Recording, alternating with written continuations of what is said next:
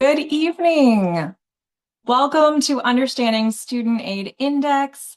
I'm Leah Young and I'm with Juno. I'm going to be talking today about what this crazy number SAI means, how it influences your financial aid package, what you can do to make sure you're doing it to your greatest advantage and not harming yourself when completing the FAFSA. So I am hoping that you walk away tonight with a clear understanding of how this student aid index calculation works, what it means for you and your financial aid, and that hopefully you can get all of your questions answered. I would encourage you to put any questions you have along the way in the Q&A. I might miss them in the chat depending on how chatty folks are in there, but the Q&A piece, that will flag those for me, so I'll be able to address those there. I'll just take a few seconds to introduce myself a little bit further. I've been in the financial education, financial aid space for about 15 years. Started off in financial aid at Columbia Business School, did some time in law schools, and most relevant to undergraduate, which is the focus of tonight's webinar, I was an assistant vice president for enrollment and the director of financial aid at Dickinson College. So I have had some deep experience in combing through financial aid applications, tax returns, the FAFSA, the CSS profile. So I think that I'm well equipped to address any concerns that you may have. But we do have to just, have our disclaimer that we are not an investment advisor, financial analyst, securities broker, all of those things that you see on the screen. This is not investment advice, financial advice, etc. While we work to expand access and improve eligibility criteria, we cannot confirm or deny whether any individual student or family will qualify for a private loan. We're not a lender, and so we cannot make recommendations on which lenders to select. All right, while we're getting started, I would love in the chat also to make sure I got the chat settings correct, to just hear where you are in the financial aid process. We're going to talk about timeline here in a minute, but would love to know, do you have students that are entering college next year? Or are you still a year or two away? That would help me know who is in the audience tonight. So if you wouldn't mind throwing it in the chat, you can send it to everyone. You can send it just to the host and panelist, whichever you prefer. All right, we've got a fall 2026. So that definitely coming up, looking through upcoming year. Perfect. So far, everyone is in the upcoming year. So this is very timely information. Oh my, twins. Coming in fall 2026, double the contribution. All right, so let's look at what we're going to cover tonight. We're going to talk about the timeline, what you need to know, what actually is the student aid index, what does it mean, how is it calculated, how do we make sure we're appropriately reducing it when it's applicable to do so, and how the SAI impacts your federal aid. Then I'll open it up for full questions. If I see some really pertinent ones come in along the way, I'll probably go ahead and grab those and answer them if they're timely and might apply to everyone. And I see some folks have already done their FAFSA and CSS profile. I suspect that you might be waiting on your financial aid offers, or at least some of them at this point, as those acceptances come in. So this is still good information to kind of understand how schools look at this information. All right. So timeline, yes, those of you who have already completed your FAFSAs, those of you who have done your applications, that typically, it opens as soon as October 1st. And then you typically are able to see your student aid index within 1 to 3 days after submitting your FAFSA. Most folks are applying for regular decision, around by the start of the year, though certainly there are some schools that accept applications all the way through late spring. Typically, if you've done everything you need to do, including the FAFSA and in some cases the CSS profile, I've referenced that a couple of times. It was mentioned in the chat here to host and panelists. That is typically an additional financial aid form for those who aren't familiar that a lot of private colleges, specifically a lot of ones that meet full financial aid need or close to it, will require because they want a little bit more in-depth understanding of your financial picture than the FAFSA provides.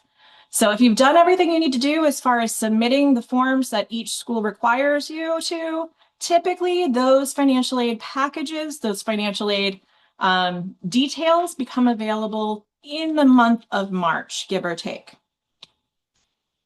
If you are not able to make that work for you and your family, or if you're comparing offers and there is maybe the school you really want to go to, your child really wants to go to, isn't coming up with the most competitive offer, and there are things that maybe didn't get considered, you can appeal your financial aid award. We're actually having more webinars on an ongoing basis. I'll have that in a different slide, but I believe February 5th next week, we're doing an appeal, a financial aid award appeal presentation as well. All right, and then usually there's a date by which students have to commit to schools, typically early to mid-May. Then summer, that's when those loan applications are typically needed in order to pay for those tuition bills that are getting closer and closer. All right, so let's talk about some quick changes. Anyone, by use of the raise of hand feature, have students already in college that you've done this maybe once before? All right, not seeing anyone quickly raise their hands. So probably don't need to spend too much time on this, but for folks who have students that are already enrolled, those students will not be affected by changes. But since it seems like everyone on this call is having students enter for the first time, you do need to be aware that there are now caps on a loan product called the Parent Plus loan. This is a federal loan, so it has some of the nicer protections and some income-driven repayment plans, though they're not as generous as the student versions of those repayment plans. You used to be able to borrow up to the full cost of attendance, including your student aid index. And now they've capped that at $20,000 a year per student and $65,000 total limit. Now, this is important to note because if you need to borrow that full $20,000, most academic programs are 4 years. $20,000 times 4 is $80,000, and the cap is at $65,000. So that's going to cause some potential access issues for folks along the way. We'll talk about some other different types as we go on. But before we get too in the weeds, we do just want to tell you who we are here at Juno. We are here to help students navigate the student loan market. We're not here to push folks in any sort of direction, but we use group negotiation. We gather large groups of parents, families, students, and we use that to negotiate with lenders to get better deals than typically folks could get outside of Juno. Everything is fully free with no commitments to borrow, and you get access to great webinars like this, talking with experts like myself and our undergraduate folks. We're trying to make student loans more affordable and to fill in those gaps that some of the federal loan changes are now causing. All right, so this works by, we ask folks if they think maybe they might need a loan, if there's even a possibility that you join our wait list, help us build that leverage with lenders. And We ask folks to sign up between now and April 30th.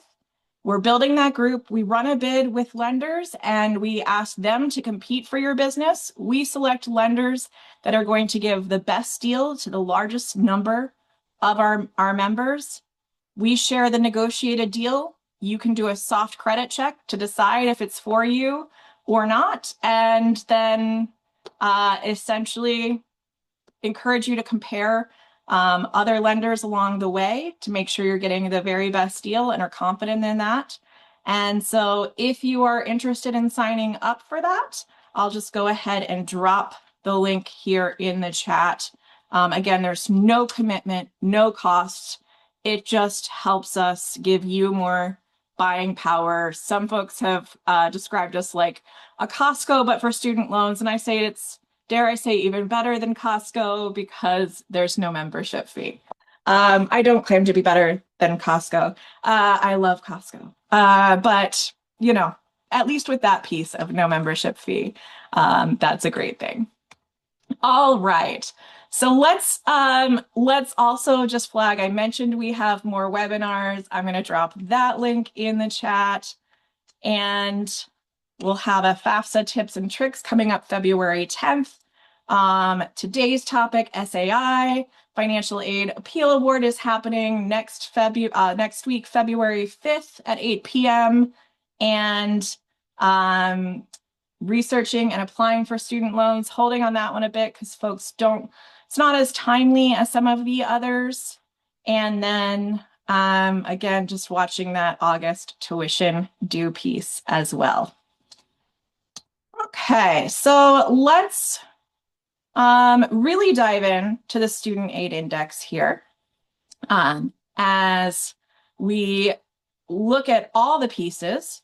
And you'll see that essentially we're looking at three different things. The SAI is looking at that income data that you see there, the family assets, and the family size. All of that goes here to the FAFSA application and then runs through a computer. And then that 1 to 3 days, you get your official SAI and have access to review that.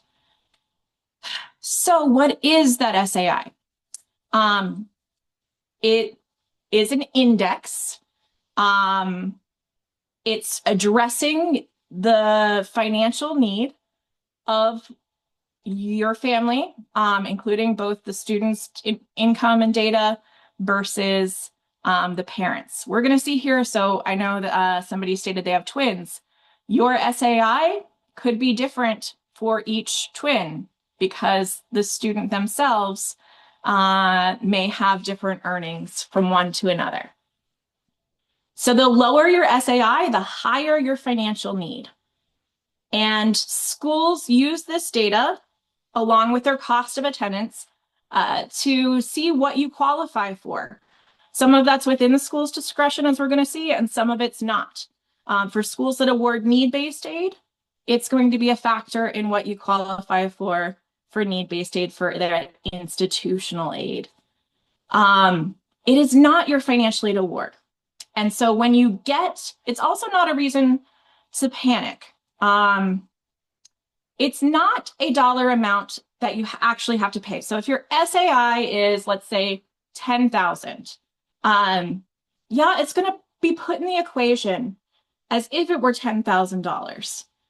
But that's not necessarily what you're expected to put on the table, depending on the situation. It does not represent, in other words, what your family is expected to provide. It's not a financial aid offer. It's a starting point to determine your federal eligibility and sometimes your institutional eligibility, though a lot of the schools giving significant institutional need-based eligibility are asking for that CSS profile as well. All right. So how does this impact your financial aid? Let's talk about cost of attendance. You'll hear this term a lot, and all institutions that receive federal aid have to compile a legitimate modest cost of attendance. And when I say modest, I'm talking about those non-billed expenses. Schools, unfortunately, in a lot of cases, can charge as much as they want for their tuition and fees, what people are willing to pay for those. But that cost of attendance has to represent a reasonable cost to address student expenses. Every school has to post it on their website. Every school also has to provide something called the net price calculator. That is also a good piece if you're just trying to get a sense of how your situation would, what your financial aid offer might be. That is a lot closer than just trying to take the SAI and extrapolate some meaning from that for these schools. So if you haven't already checked out net price calculators for the schools your student is interested in, I do encourage you to do that. All right, so, but looking at this cost of attendance, it's not just tuition, it's the whole ball of wax: tuition fees, health insurance, living expenses like room and board, minus that student aid index calculated from your FAFSA, leaves you with the financial need. So in this case, if your student aid index is 5,000, $15,000 is going to be your remaining needs. So again, the lower that's SAI, the higher the need. All right, what was the calculator with the school? It's called the net price calculator. So every school has to have one on their site. So I recommend, most schools have that search button somewhere on their website towards the top. If you just search net price calculator, you should find that. Otherwise, they're likely out of compliance. I'm going to just type that in the chat. Some are more robust than others. So the schools that give a lot of need-based scholarships are going to ask you a lot more questions in those net price calculators. Those that are more merit-driven might ask more information on GPA, SAT scores, ACT scores, etc. All right. So that can give you a little preview. So typically, as long as you're filling it out correctly, the results are fairly close to what you should see in a financial aid offer. Okay, so where can you see the SAI? As soon as you submit your FAFSA, you'll see an estimate on your confirmation page. And then the official version comes, again, 1 to 3 days. You log into studentaid.gov to pull that up. You select your processed FAFSA submission, view your submission summary, and select the eligibility overview tab. Let's give you a preview of what this looks like. So this is the eligibility overview tab. I lost my little pointer there. And way down here at the bottom is your SAI. That 5462 on the example they provide on studentaid.gov. You'll see this up to, so again, this is not this submission, even though this gives you a little bit more information than your SAI, it doesn't give you definitive information because this is also going to depend on your school's cost of attendance, but you may be eligible for up to $1935 in a Pell Grant. You'll see that as part of the results. Federal direct loans, they'll let you know how much. And we'll cover, the typical amounts for a student throughout as we continue on. All right. So again, your financial aid offer is distributed by the school for each school. Many schools do this around the time of admission, as long as all of your materials were received before admission. Some do. Some it's a little bit more of a delay before you find out your financial aid offer. Okay, so let's go through fun math calculation on a Wednesday evening. So basically, the calculation takes the amount from your FAFSA, the parent contribution, plus the student income, plus student assets, with some additional math in there to get you to that student aid index. Important to note, those of you who already filled out your FAFSA, you know this, it's based on your 2024 tax return because the FAFSA uses something called prior year data. This makes it easier for families and aid offices because most people have that tax year already completed, whereas some of you may be still waiting on tax documents. I know I am from various banks. In order to be able to file my 2025 taxes, this allows families to be able to submit this earlier. But assets are based on the value of the day you submit your FAFSA. So that's where some of the strategy comes into play. If you have some expenses that you're wondering how to time those in order to, make sure you're not hamstringing yourself by maybe keeping that in a liquid version of an account where it's counting more towards your SAI than it perhaps needs to, because you might need to use that money and not for college, but for other things you've been saving for. So we don't want to let that that timing come into play where it doesn't need to. All right, so some income and assets are protected from this calculation. Let's go through that on this example. So a family of 4 with a dependent student and married parents filing taxes jointly, we're using a combined income of $80,000, parent assets, and we always exclude the primary residence and retirement accounts. So important, when you're completing the FAFSA, make sure you're looking at that asset section where there's like little info buttons and clicking those to read the definitions. No, it's not fun, but you don't want to count things that don't need to be counted. So retirement accounts are not part of that. Primary residence is not as well. $15,000 of student income, $2,000 of student assets in this example. All right, so let's figure out the SAI here. We need to figure out the parent available income. And so it is made up of your income. It's going to pull, when you're doing that FAFSA, you want to have it pull from your tax returns because it will make it so much easier. And all of this comes through automatically transferred. So you don't have to figure out which line from your tax return it's asking for. It's going to subtract your taxes paid and a portion of your protected income.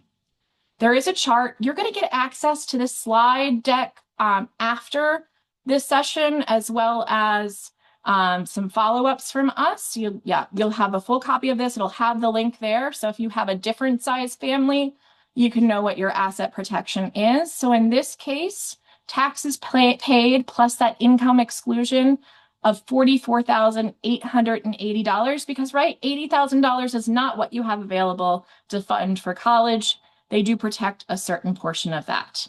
So you subtract $65,160 from that allowance, and you get $14,850 here as the available income. Now, again, don't panic. This is not your SAI. There are further adjustments that happen here. All right, now we have to look at your assets. So in this example, we had $50,000. What is counted in these assets? So cash, 529 plans, stocks, bonds, cryptocurrencies, investment properties, but not that primary residence, not retirement accounts, and new this year, not family-owned businesses with 100 or fewer employees or farms where you reside. So you don't have to account small business value as part of that contribution of assets. Interesting, a lot of folks I hear will be like, well, I just shouldn't have saved for college because if I have more need, I'll have more covered by either of these institutions that are covering full need or, more federal aid.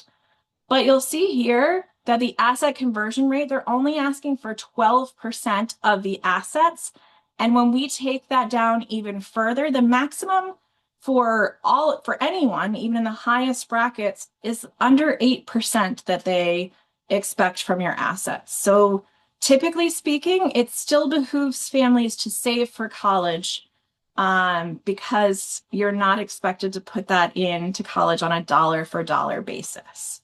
So we look at this net worth of assets, 12%, $6,000 then becomes that parent contribution from assets. We take the 1480 from income, the 6,000 from assets. We get a supposed available income of 20,840, and now we have to reduce that further through the parent contribution adjustment. This works very similarly to tax brackets. So we're going to take this amount and find where it fits on this marginal rate chart and multiply that. So when we do that, it's at 22%. So we're taking 22% of this 20,840, making the parent contribution $4,585 in this example. All right, so we've got the parent piece out of the way. Now we do the student piece. We have an income of $15,000 in this example, again, transferred from the tax return. Dependent students already get an automatic exclusion of $11,770. We put in the tax, the approximate tax for that. We have a total allowances of $14,418 for a total student available income of $583.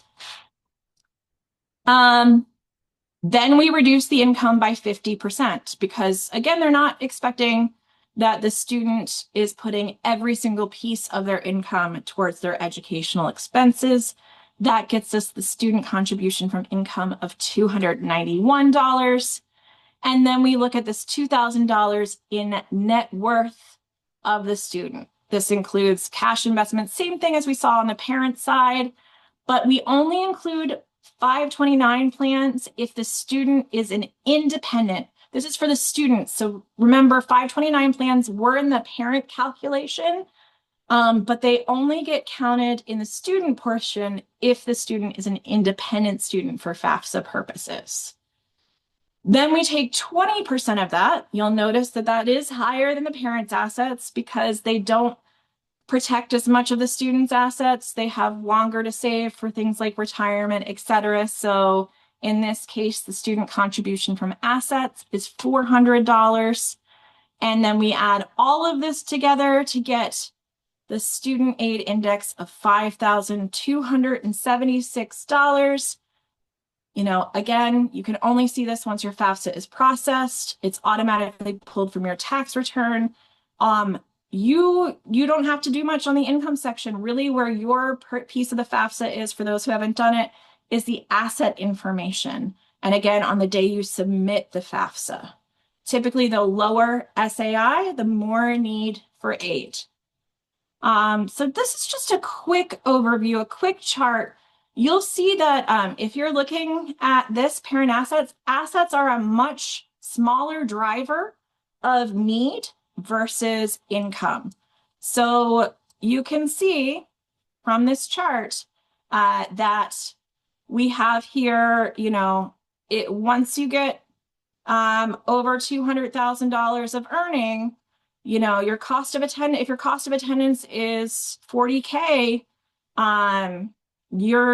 it's going to take till about 200K to run out of eligibility there on income. But on 200K here on assets, you know, that doesn't immediately disqualify you from having unmet need.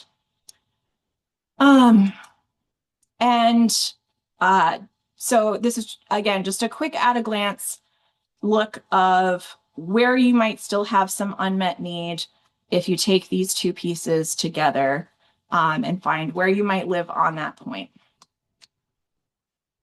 All right, so we talked about some strategies, and then really the biggest one you can control are things like large purchases. So if you've been saving for like a mortgage payment, or, you know, buying a car cash, or let's say you have You've been planning a home renovation. You may want to time some of those before it's time to file the FAFSA. And especially for student assets, since they are 20% versus the 5.6-ish% we saw in this example. But again, maxed out at under 8% for that. So yeah, if a student has been saving for a car, they should probably purchase that car before filing the FAFSA. I mentioned this, you do not report the value of select small businesses. And here's a big one. These are also, like how to avoid mistakes that can cause your SAI to go up unnecessarily. Make sure to report net assets. And that means, you're subtracting the existing cost on that, the debt owed. So if you have an investment property that, is worth $200,000, but you have a $100,000 mortgage on it, you just report the equity of $100,000 of your assets. So that is really important to be watching as you're filling that out. Grandparent 529 plans are not considered an asset on the FAFSA and is not included in the student aid index.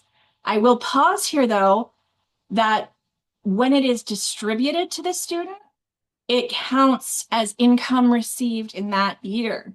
So if you have a grandparent that's saved and wants to do some contributing, but maybe doesn't have enough to do that for all 4 years, it's actually better to time that for the last 3 semesters so that you're getting that prior year plays to your advantage. So that's not driving up the SAI and causing you to qualify for less aid in their sophomore, junior, senior year. That's a pretty nuanced conversation. If you'd like to chat more about that, please feel free to sign up for a one-on-one with one of our folks here. I'll drop that in the chat a little bit later. If you've had changes to your family since you filed the taxes, particularly if it's grown, you can update the number so that it's using the higher income protection allowances. So you want to make sure that's up to date. And then if your income has gone down significantly since 2024, you want to be in contact with the financial aid offices of your top schools where you're really wrestling with those decisions, because they can do something called a professional judgment. They can look at the changes, you can provide information, they can potentially change the data on your FAFSA through that professional judgment process, and you may qualify for more based on the updated information. So that is one of the number one reasons to appeal your financial aid. We'll go further into that next week. But that you want to be in contact with the financial aid office if there have been any major changes. All right, so let's dive into how that number that you get back from that FAFSA impacts your financial aid offer. So the financial aid offer, same scenario, $5,276, and the cost of attendance in the scenario we've been using is $20,000. So this is, basically we're kind of trying to see how we use up all of this $20,000. So $20,000 minus that 5,276, the student aid index, means that we have $14,724 of financial need. So how are we going to meet that? We'll see in the next section, we have federal aid available, and that we'll go through piece by piece in a few slides, but essentially you'll see we take a couple $1,000s off here and there with some loans, and anything not met by federal aid is remaining need. And that's where sometimes those institutional funds come in. So let's go through this from from start to finish in each of these pieces. So you're going to pull the cost of attendance from the school you want to attend or schools, find your SAI, and subtract the two to find that financial need. Your SAI doesn't change from one school to the next, but your cost of attendance can be very different. So your financial need will be different from school to school.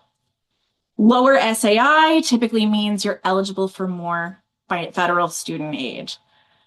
Okay, so let's walk through each of these pieces. First up, Pell Grants, right here. So these are awarded based on income. The maximum Pell Grant you can qualify for is $7,395. That's auto-awarded in several instances. Parents not required to file taxes because they didn't earn enough, or the adjusted gross income on line 11 of the tax return is below 175% of the federal poverty line. Minimum Pell is $740. You can't qualify for less than that, and that's awarded basically up to 275% of the federal poverty line based on family size and state. There is slight differences for Hawaii and Alaska due to poverty line differences in those two states.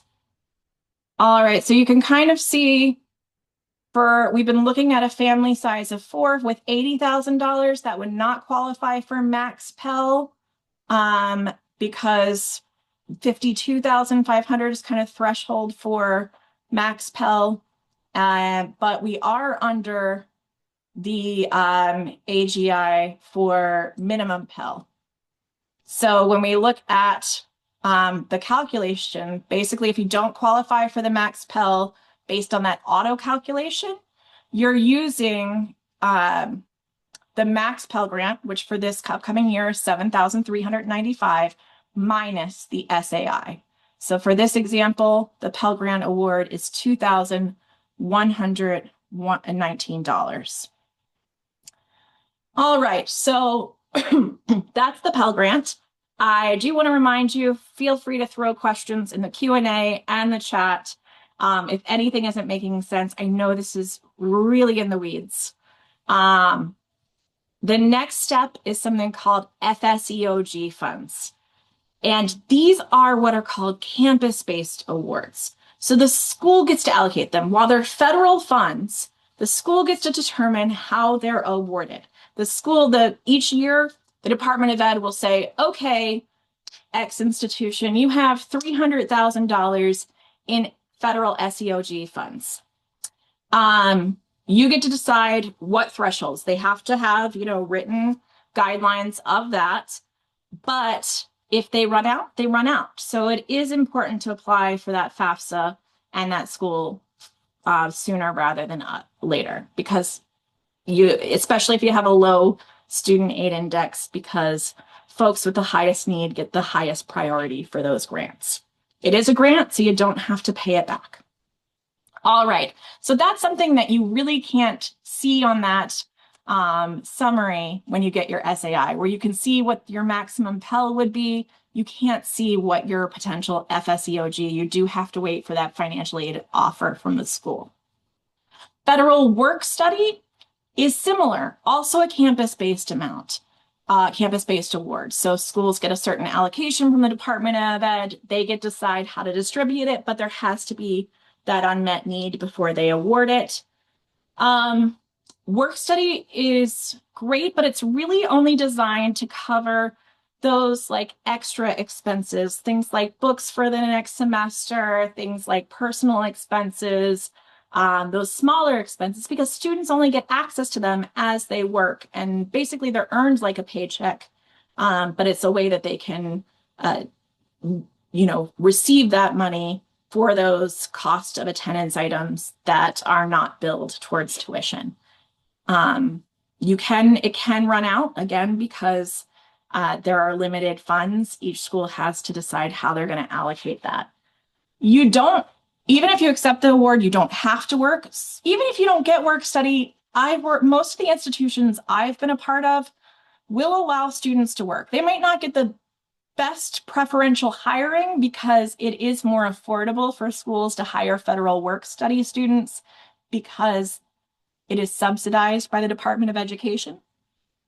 But if they need more folks than qualify for federal work-study, there are still ways you can work on campus. There are also students who might, want to forego their federal work-study to borrow more because they maybe need the bandwidth to not work while studying for whatever their reason may be. Maybe they have some additional learning support needs that take them longer to study and just it's not realistic for them to work. So you don't have to accept it. You can substitute that with loan money if you need to. All right. Then come the federal loans. So freshmen are all eligible to borrow up to $5,500 in the federal direct loan program. Now, if you still have unmet need by the time you get to this part of your financial aid package, up to $3,500 of that can be subsidized, which means interest does not accrue for the student while they're in school or during the 6-month grace period. The $2,000 unsubsidized loan, or if your aid index is high enough that by the time you get down to this part of the financial aid package, you don't have any remaining need left, then up to $5,500 can be unsubsidized. That does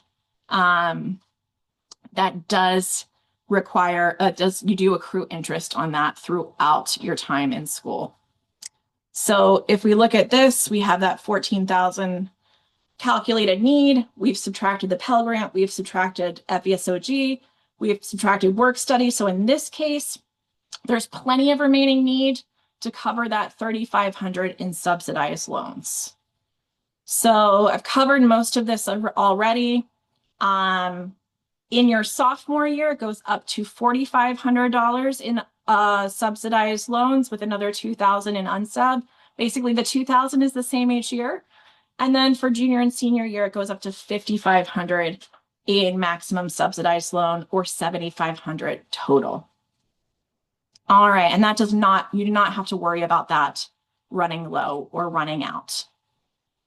If there's remaining need over that, basically, that can be covered by institutional funds if they award them. So merit aid, need-based aid, external scholarships do count in these, in this maximum cost of attendance. And if those two pieces are not an option, then loans. So in this example, let's say the remaining need is $5,105, but due to circumstances, maybe it's a liquidity issue and or you just don't believe you can pay that student aid index amount that it's assigning to you. You basically could borrow, if no other institutional funds and scholarships come through, you could borrow up to $10,381 if I'm doing my math right on the fly during the evening. Obviously, that's a last resort, but I do want to flag that for you. And for schools that meet full remaining need, you will typically see that the institutional aid would come in here either at $5,105. Some do not count unsubsidized loans in the need-based calculation because they're technically not need-based aid. So you might see an award of $7,105. And for those schools that are very well resourced and meet full need without loans, you would see your institutional award, your institutional need-based aid award go up another $5,500. So you get about $10,605 in additional aid. I hope that's clear. I'm rambling a lot of numbers. Again, feel free to throw questions in the chat. Do apply for those external scholarships. I know it can feel like a slog, particularly for students, because it's hard to know what are good opportunities, what are not. Go to your local libraries, ask about local lists that they may have. a lot of times as a financial aid director, I would hear complaints from local scholarship sources like we just can't get people to apply for our scholarships. But then some of those more well-publicized ones are, hit really hard, and then students feel like they're not getting anything and they're just throwing things at the wall. So really try and look local for those, moose lodges, Rotary clubs, those type of things to apply for. And again, don't be afraid to appeal your aid so that they can potentially adjust your SAI to get you either more federal aid or institutional aid. Don't be afraid to ask. The schools know that 2024 tax return is an imperfect look at things because many things happen in between when that tax year was filed and the here and now when you're looking at college. And then again, as the last piece of that, you can explore that federal Parent Plus loan or private student loans if you prefer. We're coming to the end here, so thanks so much for sticking with me. Again, if you do think you need to borrow a private loan, we do have that group negotiation working hard to get you better rates, better terms than you can get by yourself. So do consider joining our wait list. Again, we're trying to beef that up as large as possible by April 30th. We will then do our final negotiations with lenders, share that with you. There's never any commitment, never any charge. These are our promises. There's no cost to sign up. There's no credit check when you sign up. There's no credit check even when you're checking the negotiated rate. It is simply when you are, if you decide that this is the option you need, and you decide to actually fully apply for the loan, that's when the credit check happens. No obligation, free one-on-one financial support, and think of it as a free option that gives you access to the lowest rates we can negotiate if you need them. So there's really no downside. Help us help you. I'm going to pop that in there. I'm also going to, if you'd like to schedule a one-on-one with us, I'm going to pop that link in here, and that way you can see who you'd like to meet with. I know it's going to say undergrad students. If you did want to meet with me, I'm listed under the grad, but I have experience in both. So happy to meet with you. Popping that link in there as well. So what didn't I answer for you that you were hoping to get answered by attending here tonight? Would love to hear your questions. We've got a good amount of time left for those questions. Please don't be shy to throw them in the Q&A or the chat. Now that I've done the presentation, I should be able to manage them in either place. So please feel free to give feedback, ask questions. If you've had all your questions answered, feel free to sign off and have a lovely evening. It was a pleasure chatting with you. And I appreciate those that were giving great feedback in the chat as to where they were in the process. All right, I'll give it another minute or so. If you're working on submitting a question, please do use the raise hand function so I know to stick around for a bit and wait for your question to come via typing. Otherwise, I'll sign off in about 30 seconds. Oh, I see you on. When we check the net price calculator, do you include Bright Futures? I'm not super familiar with Bright Futures. Is that an outside scholarship? I know it sounds familiar. So let me, if you can pop some more details in there. Let's see. Okay, looks like a Florida specific scholarship based on, okay, great. So it's not thrown in the net price calculator unless they specifically ask for any external scholarships you've already been given. If you're applying for Florida school, I suspect they might build that into their net price calculator. Um, but each school will have a policy for how they treat external scholarships. So, for instance, when I was at Dickinson College, I don't know if these are their existing policies.